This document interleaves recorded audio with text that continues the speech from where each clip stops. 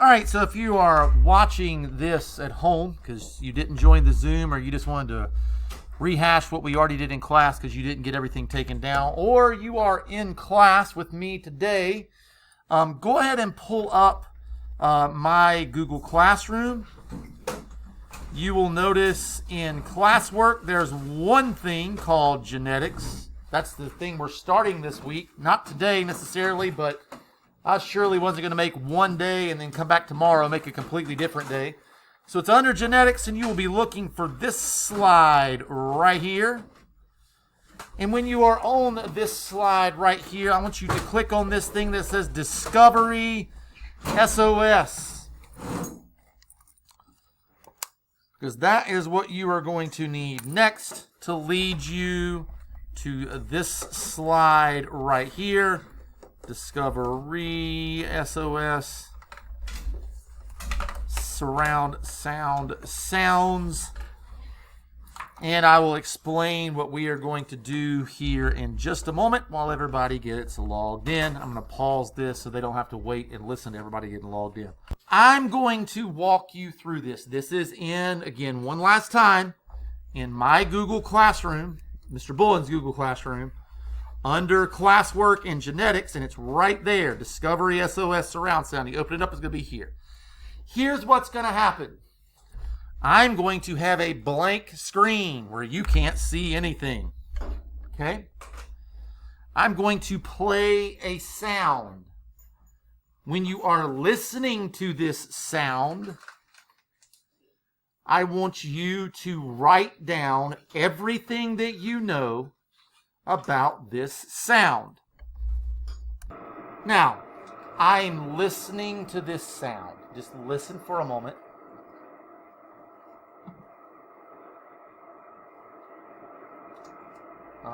Hear this rushing in and something being pulled back. Right? So, I know mine's going to look a little bit different because I'm going to actually write. But as I listen to this sound, I already know that this sound is the ocean. What do I know about the ocean? Well, it is aquatic, salt water,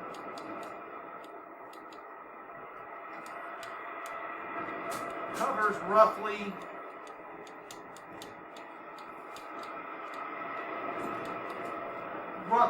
75% of the earth, right?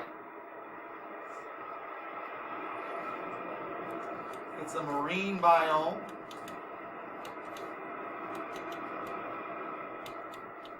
Largest biome. Has the most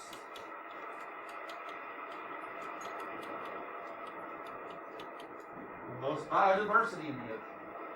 If I am at the beach,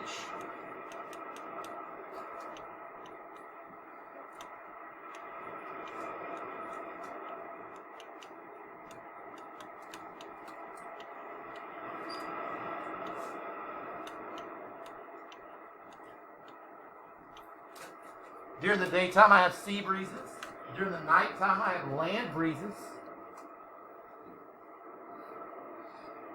So I'm going to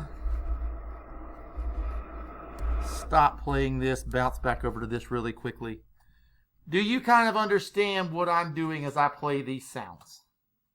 Is it super difficult? Not super difficult. Very easy to do. All right, everybody ready for the first sound for you to actually start doing what you're supposed to do? I was just showing you what to do. You don't have, if you have some of the ocean done, that's great. I'm really going to start judging you on this next sound. Is everybody ready? Okay. So I'm going to blank the screen out for you.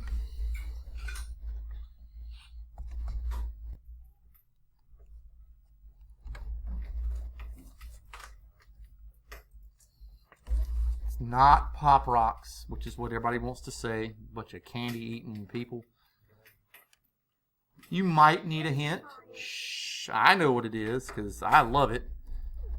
I sit beside one of these as much as I can when I'm camping. There it is. You don't have to guess. It's right here on the screen. Not popcorn. There you go. Now, I'm going to give you a few minutes to jot down what you know about fire or a campfire. All right, tell me what you know about a fire. A fire. All right, Kate.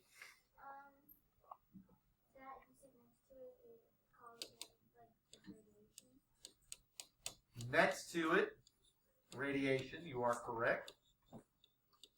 What else do you know about a fire? Chemical change.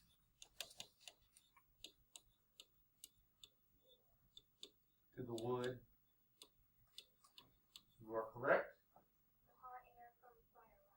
So, above is convection. Next to the fire, radiation. Above the fire, convection. What else do you know? Let's go. Come on. Put it, Connor.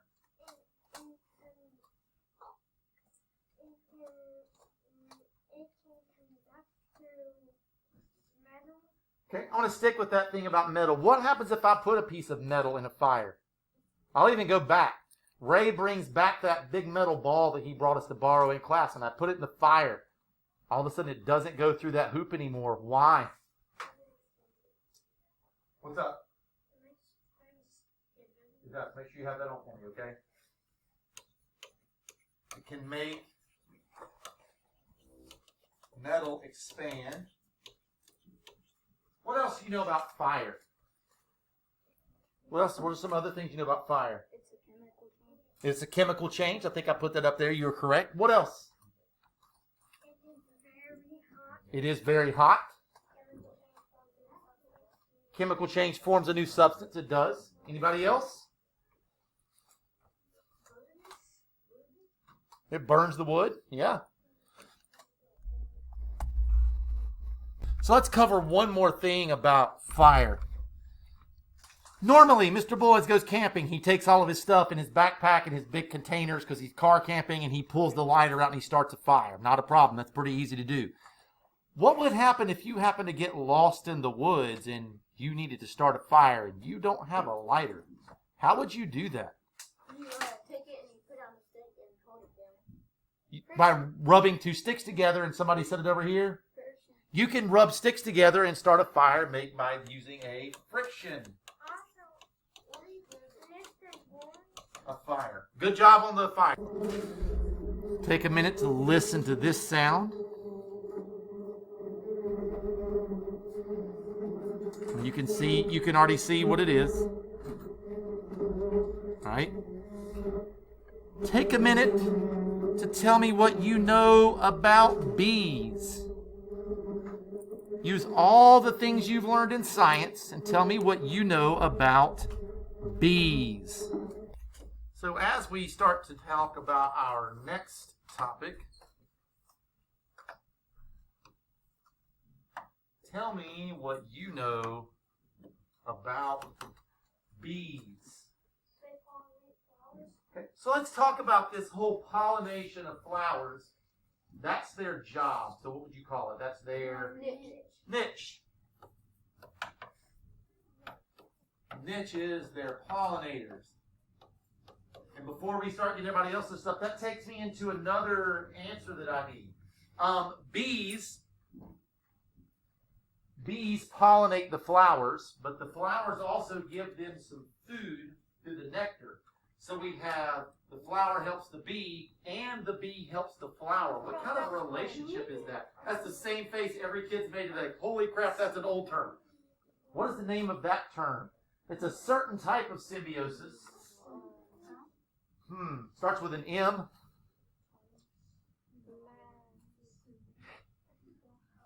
There's parasitism, which is something hurting another thing like a tick. There is commensalism, which is like the remora living on the shark. And then there's the last one. Mutualism.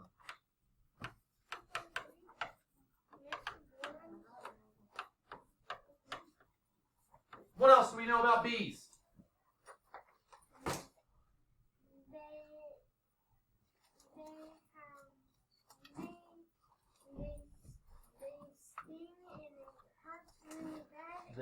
They can sting you. Yep. That's They good. have, and when they sting once, and if they prove too hard on the stinger, they will die. Well, the stingers, on some of them, is barbed and it pulls out, which is not a good thing because it does kill them. Oh, really? There's actually one bee that doesn't hurt you. It's called a drone.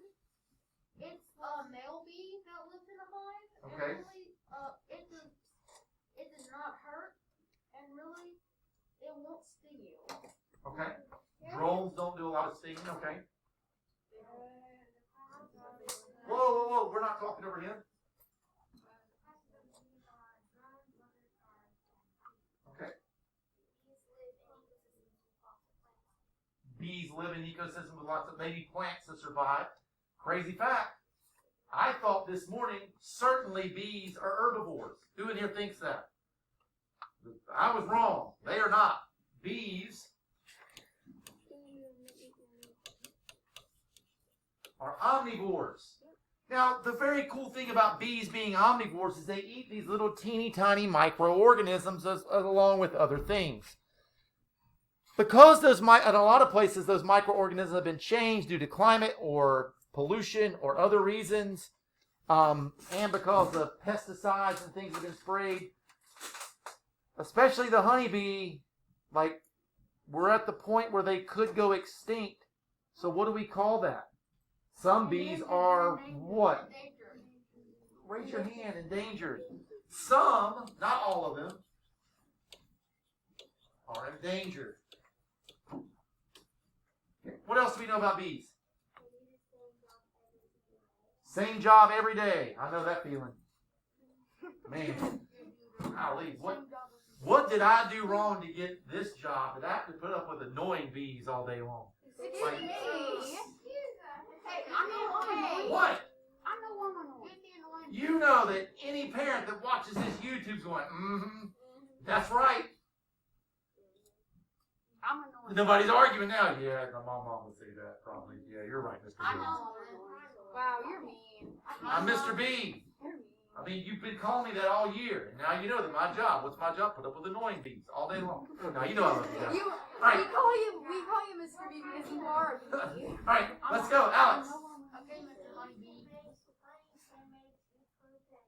They do. They make honey. Bees can pollinate flowers that wouldn't be any producers. So all life. That's right.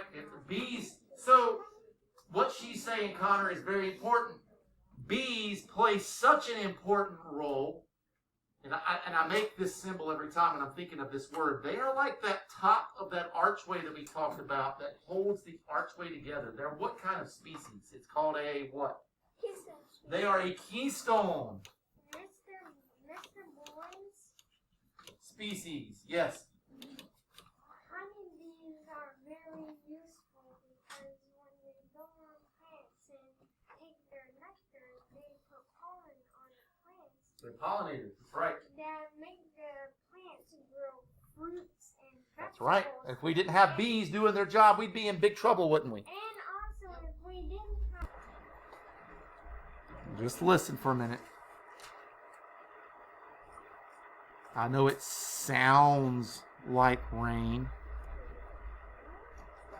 It is not.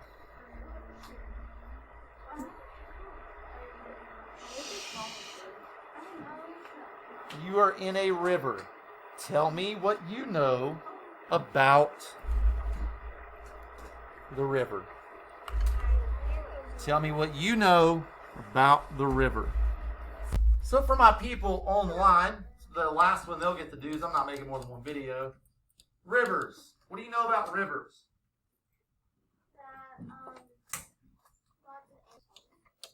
So rivers have fresh water, which means little to no salt in it. That's good. Ferns on riverbanks. Two more things before this video ends. It's aquatic